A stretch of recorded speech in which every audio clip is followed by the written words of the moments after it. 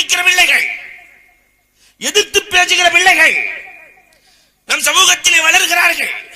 இளவல்களே, பெற்றோரை உதாசீனப்படுத்தி உலகத்திலே ஜெயித்தவர்கள் யாரும் இல்லை. பெற்றோர்களை நோவினைப்படுத்தி உலகத்திலே வென்றவர்கள் யாரும் இல்லை. நிறைய வரலாறுகளை சொல்ல முடியும்.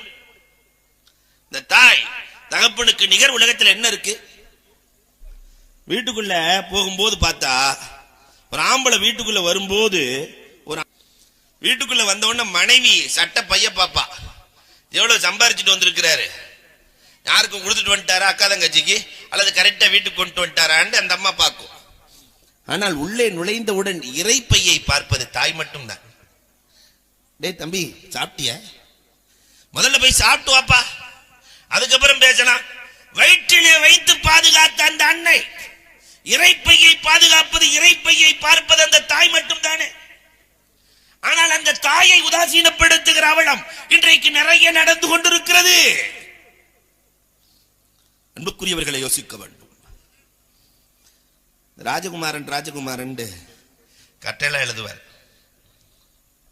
அவர் தன்னுடைய வரலாறை ஒரு கட்டுரையில் எழுதியிருந்தார்.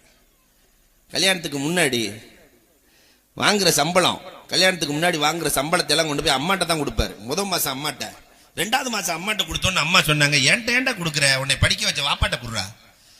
3வது மாசமா அம்மாட்ட, ஏன்டா கொடுக்குற, வாப்பாட்ட குடுறா. 4வது மாசமா அம்மாட்ட கொடுக்க அம்மா கண்டிச்சாங்க, ஏன்டா இப்படி செய்யற. இந்த ராஜகுமாரன் சொன்ன வார்த்தை என்ன தெரியுமா? அம்மா, இதுவரைக்கும் என் தகப்பன் கொடுத்துதாம்மா நான் வாங்கி பழக்கம், என் கை கீழ்கரமாகத்தான் இருக்க வேண்டும். நான் என் தகப்பனுக்கு கொடுத்து என் தகப்பனின் கரத்தை கீழ்கரமாக்க நான் விரும்பவில்லை. அம்மா, எப்பயுமே எங்க வாப்பா கொடுக்கணும், நான் வாங்கணும், அதனால ஒன்றை கொடுத்தேன். திருமணம் முடிகிறது. என்றோ நடக்கவில்லை, இன்றைக்கு நடந்து கொண்டிருக்கிற நிகழ்வுகள். திருமணம் முடிகிறது. முதல் மாத சம்பளம் வாங்கி கவரை பாக்கெட்ல வச்சுட்டு வரும்போது ஒரு முளம் மல்லிகைப்பூவையும் வாங்கிட்டு வர்றார் அந்த வீட்டு ராஜகுமாரன் அப்துல் காதர். வாங்கிட்டு வரும்போது அம்மா உட்கார்ந்து இருக்கிறாங்க, மனைவி உட்கார்ந்து இருக்கிறாங்க. நேரா வந்தவர் மல்லிகைப்பூவை அம்மா கையில கொடுத்துட்டாரு. சம்பள கவரை தூக்கி மனைவி கையில கொடுத்துட்டாரு. அம்மாவுக்கெல்லாம் கவலை, டே மோனே, இந்த கிழவிக்கு ஏண்டா மல்லிகைப்பூவு, எனக்கு எதுக்குடா சொன்னார் அப்துல் காதர் ராஜகுமாரன். அம்மா, உங்கள் கையால் என் மனைவிக்கு மல்லிகை சூடுங்கள், எவ்வளவு நல்லா இருக்கும்.